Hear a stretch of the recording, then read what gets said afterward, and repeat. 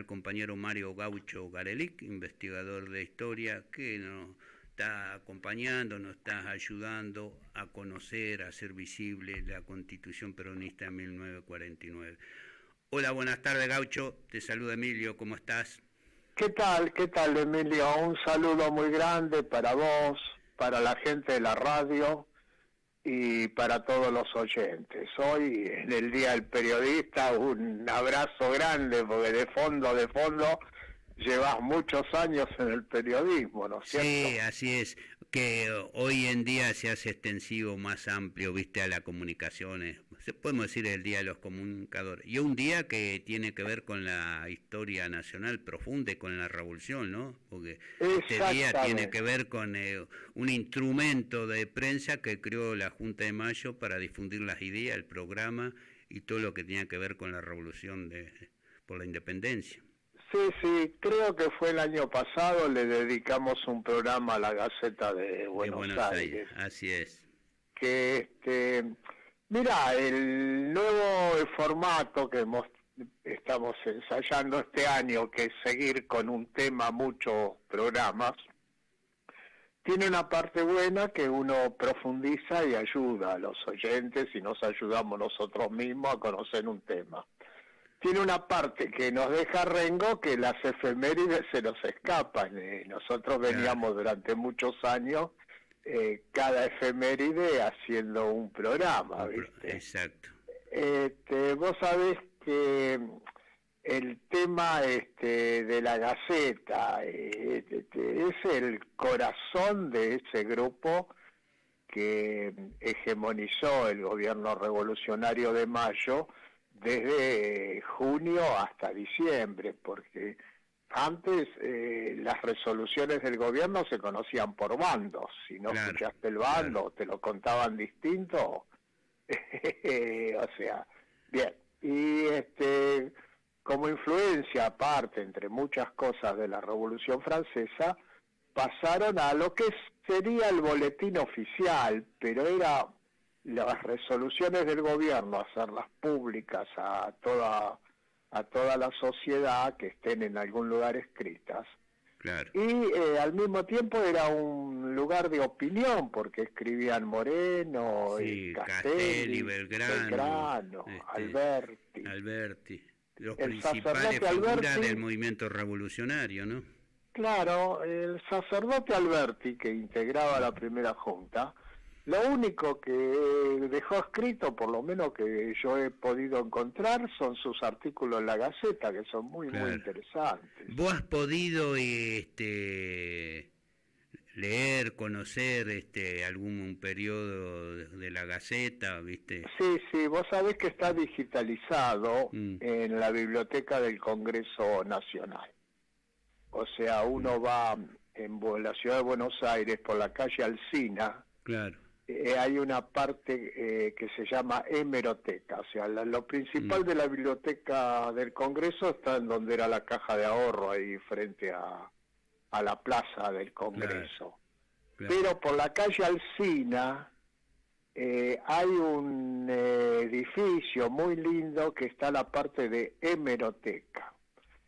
Y ahí está digitalizado, o sea, uno lo puede leer. Lógicamente los ejemplares no te los prestan ni que te corten la mano. No, por supuesto. Bueno, pero un buen dato estás dando. Si algún día ande por el centro y con tiempo me voy a acercar, porque sería interesante conocer, por ejemplo, cómo era la divulgación, cuántos se imprimían. Supongo que en ese momento no serían mucho lo que lo leían y a dónde llegaba la Gaceta. Para darte una idea, Buenos Aires, la ciudad de Buenos Aires en su totalidad tenía 4.000 habitantes. Claro, pero ¿cuántos leían la Gaceta, no? Porque también era... Incluso ¿cuántos sabían leer? Claro, ¿cuántos sabían leer eso? Porque después se divulgaba por decisiones del propio gobierno en las iglesias y eso, ¿no? Parece que los curas tenían la indicación de leerlo a los fieles.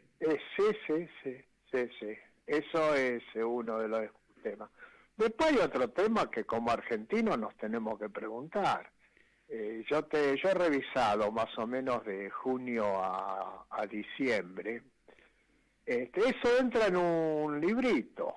Ajá. Y bueno, 200 años no se ha editado un librito que, por lo menos que yo conozca, capaz que se editó y no lo conozco, que tenga todo número por número la Gaceta de Buenos Aires. No se ha Claro, editado. claro, claro. Ahora, vos viste ese periodo, es el periodo de predominio de la corriente revolucionaria de Mayo, ¿no? Los Sí, jacobinos, sí. pero después continuó como 10 años más la Gaceta, ¿no? Sí, sí, ¿Y qué desaparece. orientación tuvo ahí Mira, aparte? hay un periodo que resurge, que es cuando la pasa a dirigir Monteagudo. Mm, No con la fuerza que tuvo. O sea, cuando resurge el morenismo, resurge la Gaceta, pero no con la fuerza que tuvo. En el periodo del segundo triunvirato, que coincide con la Asamblea del año 13, encontrás de vuelta ahí aspectos revolucionarios de Mayo. claro. Y bueno, después se va diluyendo y Rivadavia creo que fue en el gobierno de Martín Rodríguez, la cierra, la reemplaza, eso no me acuerdo bien cómo Sí, fue. fue a 1821, creo que se cierra. Hasta esa fecha continuó la Gaceta, ¿no? Bueno, pero ese Mm, creo, ¿no?, que es el mm. gobierno de Martín Rodríguez, donde la influencia de Rivadavia es muy grande. Bueno, Gaucho, vamos a lo nuestro, como venimos haciendo todos los miércoles, que tiene que ver de otra manera, en otra época, con otra protagonista, la lucha por la independencia nacional y la soberanía. Así es, che, nos fuimos demasiado con el tema de la Gaceta, pero Bueno, pero bueno, era era necesario. necesario. Mira, vamos a seguir con la Constitución del 49, desmenuzándola con mucho tiempo, y vos sabés que recibí muchísimos comentarios, pero recibí uno que en realidad son dos Mm, distintos. Uno de un jurista importante que me dijo, bueno, qué interesante la continuidad y la ruptura con la Constitución de 1853 que desarrollamos en la última clase. O sea, hay aspectos que son continuidad y hay aspectos método de ruptura. de ruptura. Y después de un compañero del secundario, que es un médico jubilado, que me dijo, mira, prácticamente para los que no somos abogados es un curso acelerado de Derecho Constitucional. Así Qué que bien, qué bien. me puso muy, muy contento. Ahí va. Este, bueno, mira, habíamos parado en el 17 con el tema ese de que el gobierno federal fomentará la inmigración europea y comentamos el tema de por qué europea y no la inmigración.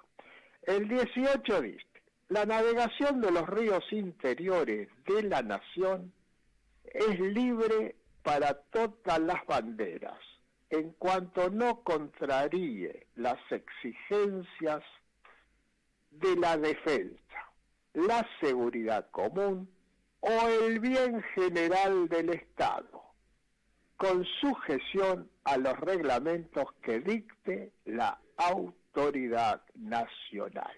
Reitero la palabra nacional. Esto es una batalla que viene de toda la historia argentina. Claro, claro. La navegación de los ríos interiores es libre, perfecto, pero es libre en tanto y en cuanto no afecte la producción local, no afecte la seguridad local, no facilite el monopolio, etcétera, etcétera. Claro. Esto está al rojo vivo el debate actual sobre la mal llamada hidrovía, Así es.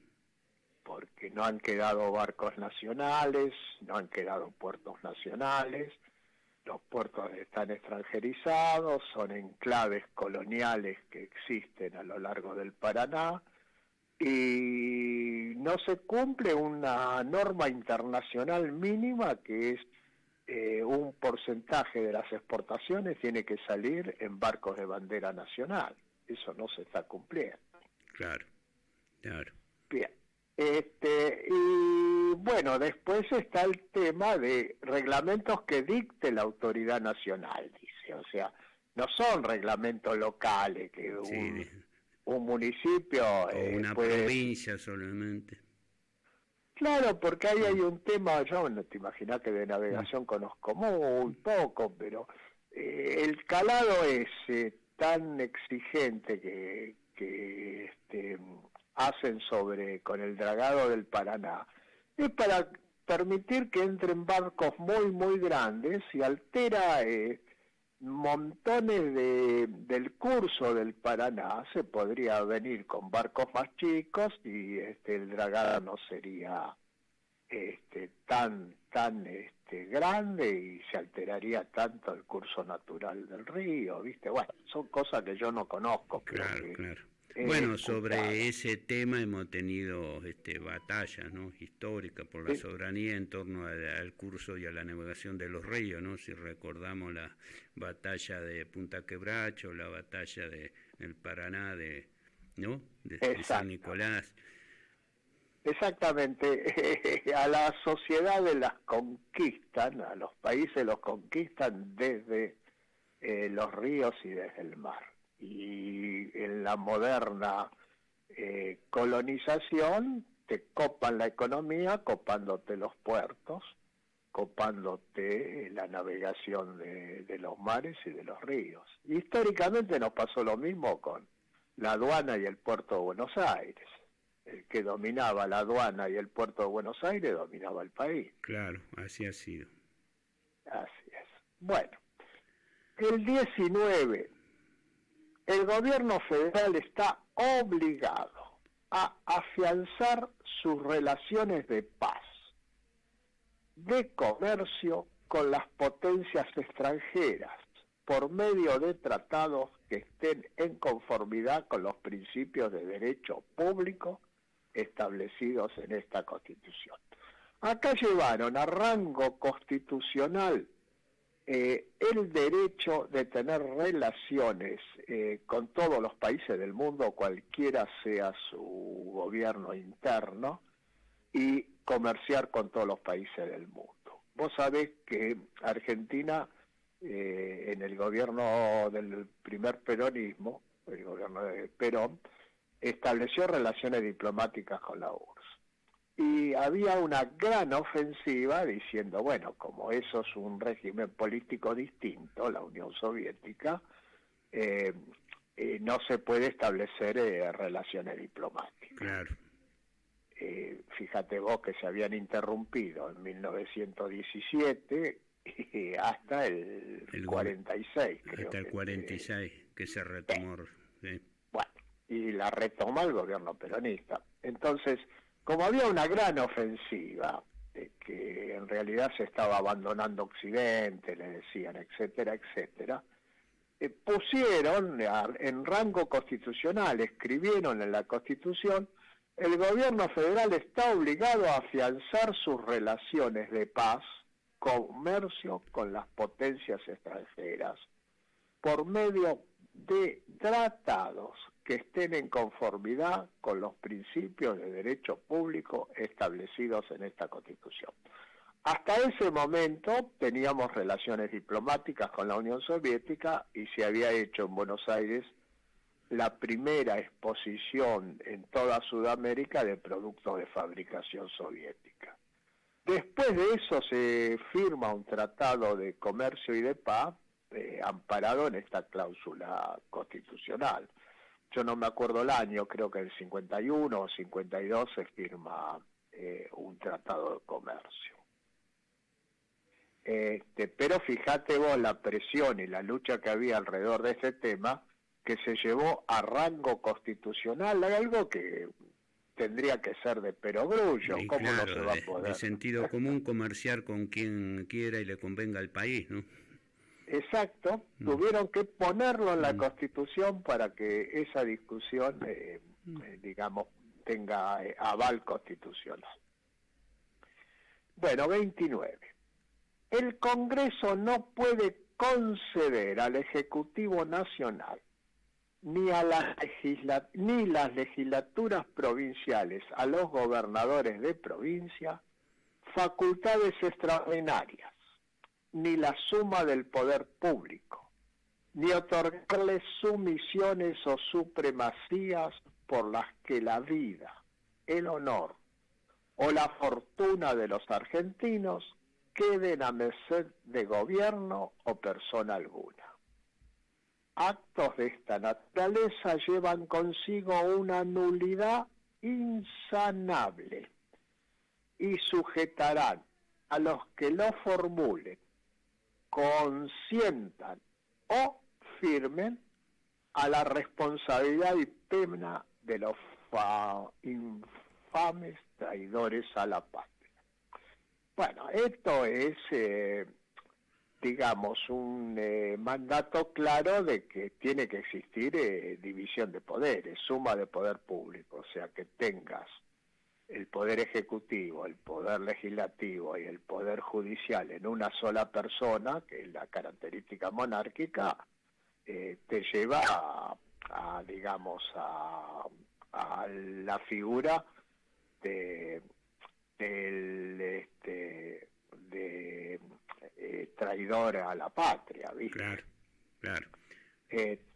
Lo llevaron a rango constitucional porque también existía una gran propaganda de que en realidad la forma en que se ejercía el gobierno era una forma monárquica. Sí, autócrata de una sola persona. Exactamente. Entonces se llevó de que no se puede conceder la suma del poder público. Eso también tiene que ver con momentos de la sociedad, ¿no? Qué sé yo, en Paraguay por ley le dieron la suma del poder público al doctor Francia y pudieron organizar el país, digamos, con independencia absoluta durante 50 años. Claro. Pero, bueno, acá existía una tradición de división, en realidad no es división de poderes, porque el poder es uno solo. Claro. Es una división de funciones. Hay una función ejecutiva, una función legislativa y una función judicial. Sí, eso que nos viene de la Revolución Francesa, precisamente de Montesquieu, la famosa división de poderes, ¿no? Exacto. Del gobierno en los tres. Sí, del espíritu de las leyes. El espíritu de las leyes. Claro, pero digamos, se le dice división de poderes, pero en realidad el poder es uno solo, lo que hay es división de funciones, ¿viste? Va, mi opinión, qué sé yo, de todo. Es polémico también. Polémico. No, y además eso está bueno mencionarlo en la Constitución porque también los oligarcas, los liberales le hacían una crítica al peronismo como que solo había concentración del poder en una persona, en el caso de Perón, ¿no? La crítica que siempre hicieron, como que no había había que los diputados eran claro, que los diputados eran levantamanos, claro. que los jueces no obedecían órdenes, etcétera, claro. etcétera. Y llevaron a rango constitucional de que no puede existir la suma del poder público. 21. La Constitución puede reformarse en el todo o en cualquiera de sus partes. Te repito, la Constitución puede reformarse en el todo o en cualquiera de sus partes. Esto es un debate filosófico hasta nuestros días, porque la palabra todo quiere decir todo. Sí.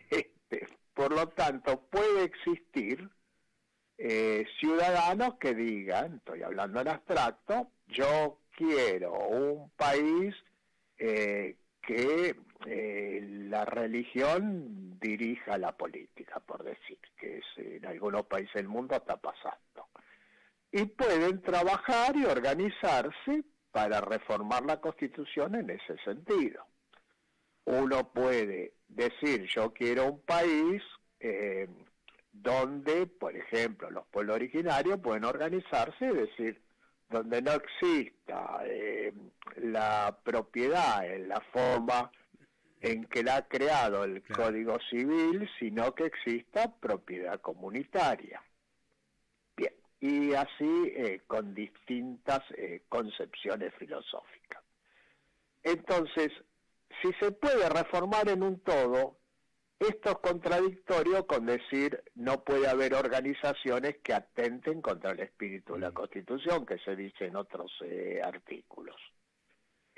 Una cosa es la, digamos, violencia física que te lleva a figuras del Código Penal que se tratan en los tribunales penales, y otra cosa es prohibir la existencia u organización de partidos o agrupaciones políticas que quieran cambiar la Constitución en forma total.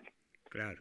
No sé si me alcanzo a explicar. No, está claro, está claro. Después te dice Bien. las condiciones en que hay que modificar, cambiar, ya sea en su totalidad Sí, o sí, sí, parcialmente ahora vamos a eso. Pero estaba primero en esto, que es un debate filosófico, Claro. porque el tema, si la Constitución puede cambiarse en un todo, se pueden existir agrupaciones políticas que pugnen en cambiarla totalmente. Bien. Bueno, si no se cambiara en un todo, ahí siempre habría continuidad y alguna ruptura parcial sería. Claro, se congelaría. Se congelaría desde la primera Constitución y seguiríamos con ella. Exactamente. La necesidad de la reforma debe ser declarada por el Congreso con el voto de 2/3 partes de sus miembros presentes, pero no se efectuará sino por una convención convocada al efecto. Acá hay dos cosas. Primero, 2/3 de los miembros presentes, no los 2/3 del Congreso. Claro. Porque no es lo mismo, porque si no, un grupo de diputados no concurre a las reuniones, no la podés reformar nunca. Entonces, 2/3 de los miembros presentes. Y la segunda parte, no se reforma la Constitución, sino por una convención especial llamada ad efecto.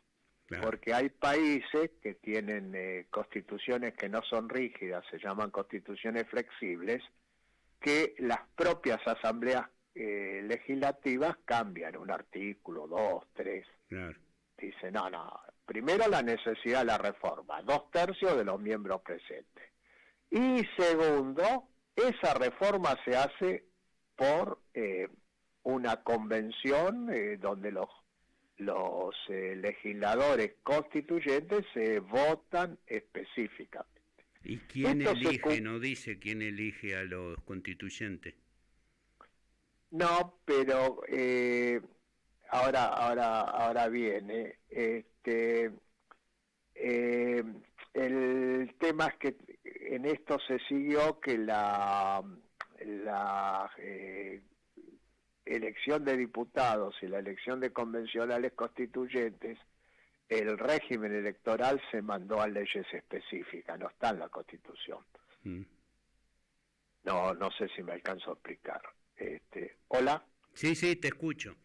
No, te decía porque si se convoca a una elección en particular, ponele como se hizo en Chile, ¿no? De que se eligen los constituyentes. Acá también, en la del 94, claro. se hizo una elección por representación proporcional y fueron convencionales constituyentes y se reunieron en Santa Fe. La del 49 también se reformó así. Hubo una elección, claro, en el año 48, un año antes, se hicieron las elecciones. No, creo que fue en el mismo 49, bueno, eso no me acuerdo bien. Sí, en el 48 fue la necesidad de la reforma, en el 49 se hicieron la elección. Está bien, pero ahí la atribución de decidir la reforma, total o parcial o como sea, está en el Congreso. No hay un acto plebiscitorio, te quiero decir. No.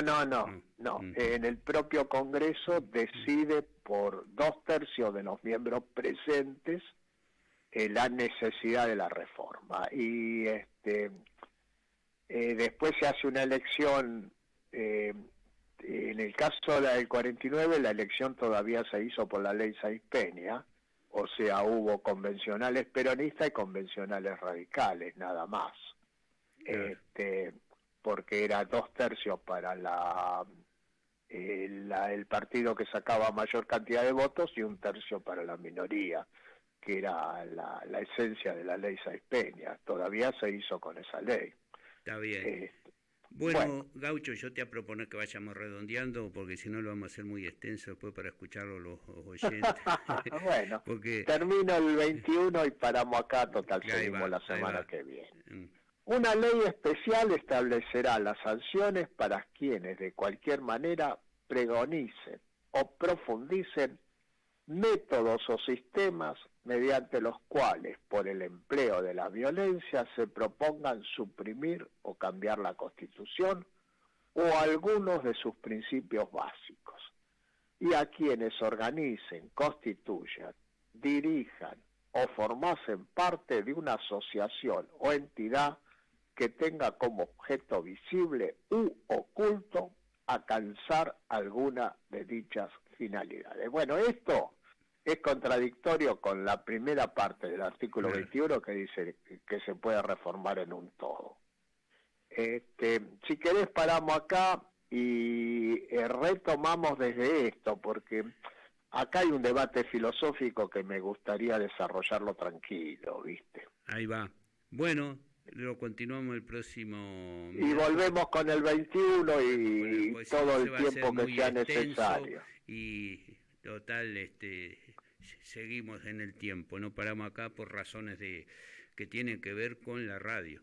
Bueno, No, seguro, yo estoy totalmente de acuerdo. Lo que pasa es que no es un artículo más, es un debate no, filosófico, lo vamos a está bien. desarrollar en el próximo programa con El tiempo. próximo programa. Bueno, te mando un abrazo, gracias como siempre, Gaucho. Un Hasta la abrazo, próxima semana. un abrazo para vos y para todos los oyentes. Buenas tardes. Chau, chau. Chao.